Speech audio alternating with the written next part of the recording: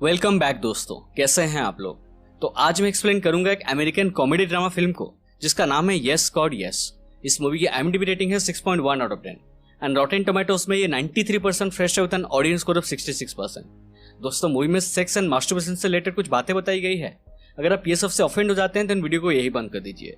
तो मूवी की शुरुआत एक एलिस नाम की लड़की से होती है जो कि एक स्ट्रिक्ट कैथोलिक स्कूल में पढ़ती है जहाँ लड़कियों की स्कर्ट के लिए स्केल से मेजर किया जाता था। एलिस एक बहुत इनोसेंट लड़की थी जिसमें सब चीज जानने की क्यूरियोसिटी कूट कूट के भरी थी। स्कूल में सेक्स एजुकेशन की क्लास होती है जिसमें हम लोग मर्फी नाम की एक टीचर से मिलते हैं जो कहता है कि शादी से पहले सेक्स एक सिन है। भगवान ने सेक्स एक पर्पस के लिए बनाया है जो कि हमारे जनरेशन को आगे बढ़ाना, यानी कि बच्चा पैदा करना, और इसे सिर्फ शादी के बाद ही करना चाहिए। तभी एक स्टूडेंट पूछता है what about sex with yourself, यानी कि मास्टरबेशन। मर्फी पूछता है कि इससे तुम बच्चा पैदा कर सकते हो। एक लड़की जवाब देती है नो।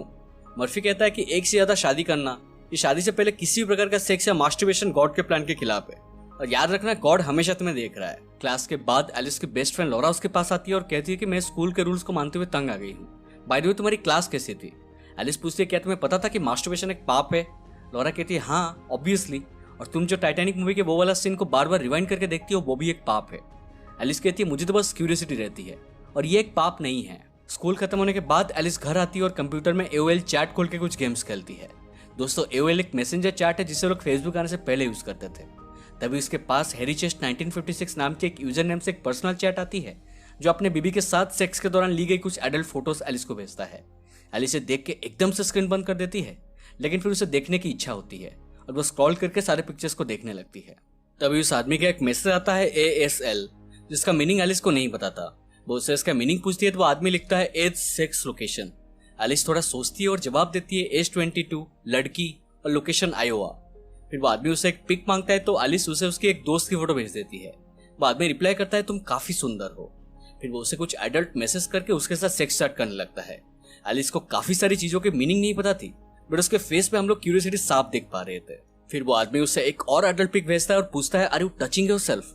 तभी एलिस की क्यूरियोसिटी और भी ज्यादा बढ़ जाती है और वो अपने स्कर्ट के अंदर हाथ डालती है और उसे थोड़ा अजीब महसूस होता है। तभी अचानक उसकी माँ की आवाज आती है तो वो कंप्यूटर बंद करके वहां से चली जाती है। नेक्स्ट डे स्कूल में लंच के दौरान बेथ नाम की एक लड़की एलिस के पास आती है और उसे कहती है कि मैं बिलीव नहीं कर सकती कि तुमने लॉरा की पार्टी में वेट का साला टॉस किया है। ये सुन के लॉरा भी शॉक्ड हो जाती है और पूछती है क्या तुमने सच में मेरी पार्टी में वेट का साला टॉस किया है? एलिस कहती है नहीं, मुझे तो इसका मीनिंग भी नहीं पता। दोस्तों, मैं तो वीडियो में आगे बताऊंगा कि सैलेड टॉस करना क्या होता है। मैं चाहता हूं कि अगर आपको इसका मतलब पता है तो मुझे कमेंट सेक्शन में बताइए। मैं जानना चाहता हूं कि किस किस को इसका मतलब पता है। एनीवे, बेथ कहती है कि पूरे स्कूल में ये रूमर फैल गया है और वेट की गर्लफ्रेंड हेदर इससे काफी अपसेट है। लॉरा कहती है वो सब छोड़ो, लेकिन तुम मेरे पार्टी में आए क्यों नहीं थे? बेथ कहती है लास्ट वीकेंड में मैं स्कूल की तरफ से एक रिट्रीट पे गई हुई थी जो कि काफी स्पिरिचुअल था और उसके बाद मेरी लाइफ पूरी तरह से बदल गई है और तुम्हें भी वहां जाना चाहिए। कह के वो चली जाती है। इसके बाद एलिस एक चॉकलेट रैपर निकाल के उसे चाटने लगती है जिसे देख के कुछ लड़के हंसने लगते हैं।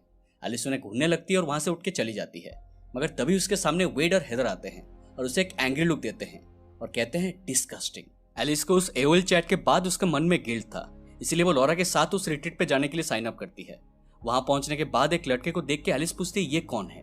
लॉरा कहती है तुम मजाक कर रही हो, तुम इसको नहीं जानती? ये स्कूल का फुटबॉल टीम का कैप्टन क्रिस है।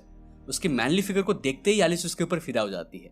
तभी नीना नाम की एक लड़की उनके पास आती है और उन्हें उनकी रूम दिखाती है और कहती है कि यहाँ फोन्स और घड़ी अलाउड नहीं है, जिसके पास है मुझे दे दो, मैं जाने के टाइम वापस कर दूंगी। एलिस उसे अपनी घड़ी देती है मगर फोन को बैग में छुपा देती है। फिर वो उसके बाद हॉल में जाती है और मर्फी सबको छोटे छोटे ग्रुप्स में डिवाइड कर देता है। एलिस का ग्रुप लीडर क्रिस था और उसके मन में लड्डू फूटने लगते हैं। सब लोग सेटल होने के बाद मर्फी कहता है कि यहाँ तुम्हें गॉड ने बुलाया है। ये ट्रिप तुम्हारी लाइफ की सबसे यूनिक एक्सपीरियंस होने वाली है जो आगे जाके तुम्हारे अप्स एंड डाउन्स में हेल्प करेगी और गॉड के साथ तुम्हारा रिलेशनशिप और भी स्ट्रांग होगा। फिर वो सबको एक एक फॉर्म देता है जिसमें कुछ फीलिंग्स लिखे होते हैं। मर्फी कहता है कि मैं चाहता हूँ आप लोग लास्ट ईयर से लेकर अभी तक जो जो फीलिंग्स को महसूस किए हैं उसके ऊपर सर्कल करें।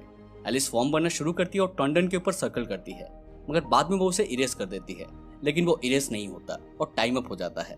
वो टॉन्डन को पेंसिल में काट देती है और फॉर्म को सबमिट कर देती है।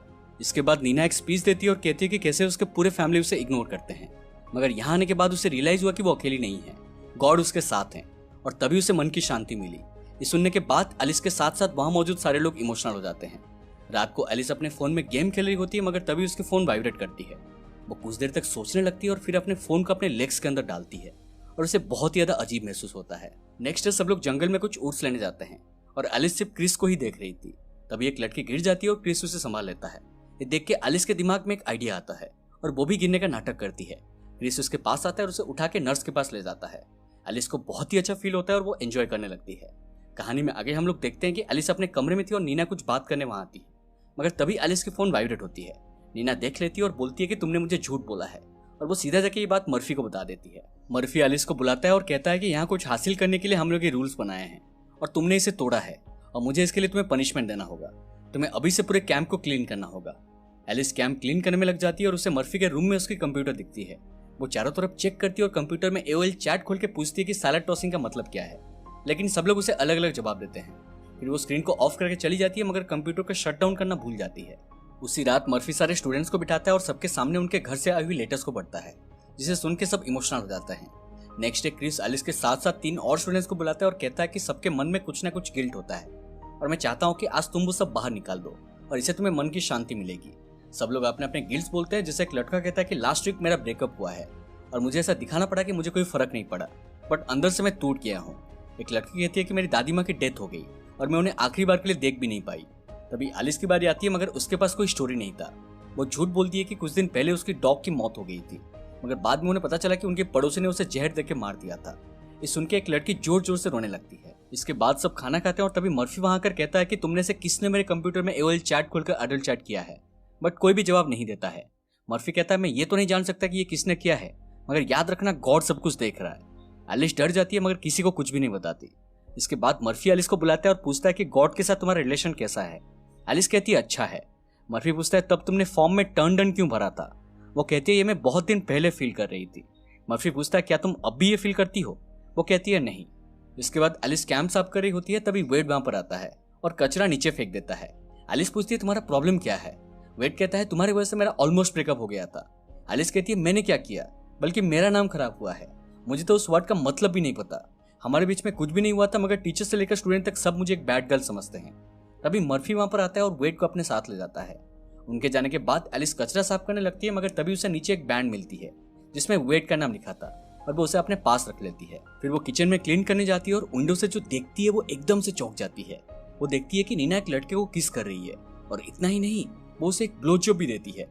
ये देख के एलिस फुल शॉक्ड हो जाती है। वो तुरंत ये बात जाके लॉरा को बताती है, मगर लॉरा उसकी बातों को बिलीव नहीं करती और कहती है कि तुम्हें शर्म आनी चाहिए नीना के बारे में ऐसी झूठी अफवाह फैलाने के लिए। और मुझे बताओ तो तुम्हारा कुत्ता कब मरा। एलिस कहती है कि वहां सबके पास कुछ ना कुछ स्टोरी था, लेकिन मेरे पास कुछ भी नहीं था, तो मेरे मुंह में जो भी आया मैंने कह दिया। लॉरा कहती है तुम झूठी हो और मुझे ये भी लगता है कि पक्का तुमने ही टीचर के कंप्यूटर से एडल्ट चैट किया है और तुमने ही सलाद को टोस्ट किया होगा। एलिस कहती है मेरी यकीन करो ये सब सच नहीं है, लेकिन लॉरा वहां से चली जाती है और एलिस उदास हो जाती है। उसके बाद जब एलिस किचन साफ कर रही थी तब उसे एक आइडिया आता है और वो वेट के बैंड लेकर मर्फी के कंप्यूटर के पास रख देती है।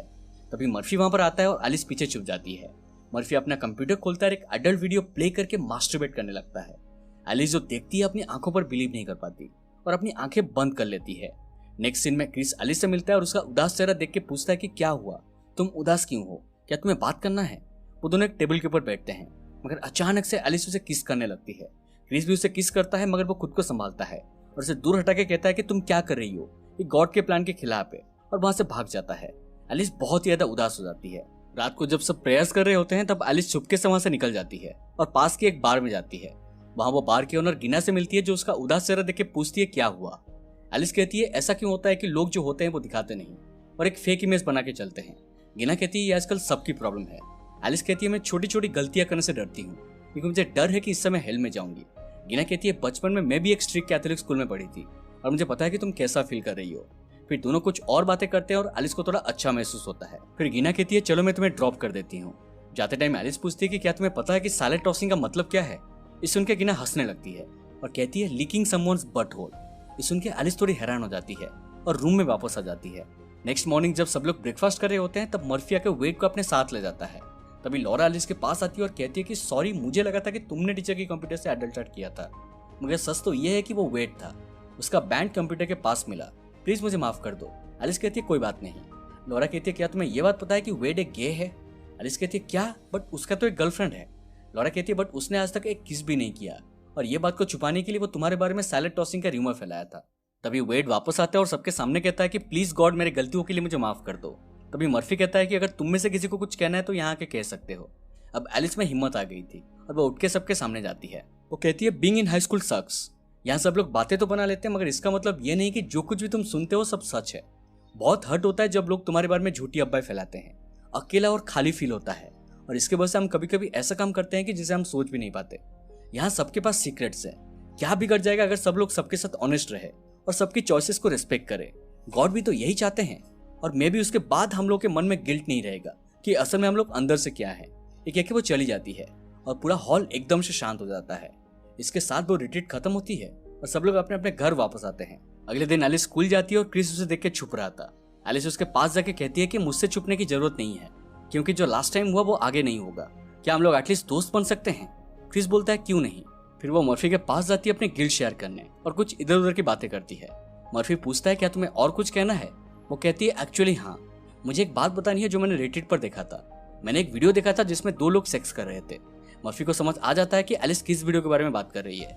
वो पूरे कॉन्फिडेंस के साथ कहती है कि मुझे पता था कि ऐसा वीडियो देखना पाप है मगर फिर भी मैंने उसे देखा। क्या इसके लिए गॉड मुझे माफ करेंगे? ये सुन के मर्फी थोड़ा कॉन्शियस हो जाता है और कहता है कि मुझे नहीं पता, ये गॉड और तुम्हारे बीच का बात है। फिर वो उसे ब्लेस करता है। इसके बाद एलिस खुशी से घर आती है और टाइटैनिक मूवी के कार वाला सीन देखती है और अपने स्कर्ट के अंदर हाथ डालती है मगर इस बार उसके मन में कोई भी गिल्ट नहीं था और इसी के साथ मूवी यहीं पर खत्म हो जाती है। तो दोस्तों ये थी यस गॉड यस की पूरी कहानी। यह मूवी हमें बताती है कि जब भी हमारी क्यूरियोसिटी को किसी वजह से दबा दिया जाता है तब हम एक फेक चेहरा लेके घूमते हैं जो कि हम अंदर से नहीं है और मन में गिल्ट बढ़ती ही जाती है। किसी के मन में चॉइसेस होना या डिजायर्स होना गलत बात नहीं है। गलत यह है कि हम किसी को अपना असली चेहरा ना दिखा के उसे अपना झूठा चेहरा दिखाए और गॉड के नजर में भी ये गलत है। सेक्स और मास्टरबेशन जैसे सेंसिटिव टॉपिक को डायरेक्टर बहुत ही ब्यूटीफुली इस मूवी में प्रेजेंट किए हैं और पर्सनली मुझे मूवी काफी पसंद आई। उम्मीद करता हूँ कि आपको ये एक्सप्लेनेशन पसंद आई हो। अगर पसंद आए तो प्लीज हमारे चैनल को सब्सक्राइब करके हमें सपोर्ट कीजिए और साइड वाला बेल आइकन को भी दबा दीजिए क्योंकि हम ऐसे ही इंटरेस्टिंग एक्सप्लेनेशन लाते रहते हैं। मिलते हैं अगले वीडियो में, तब तक stay home and take care.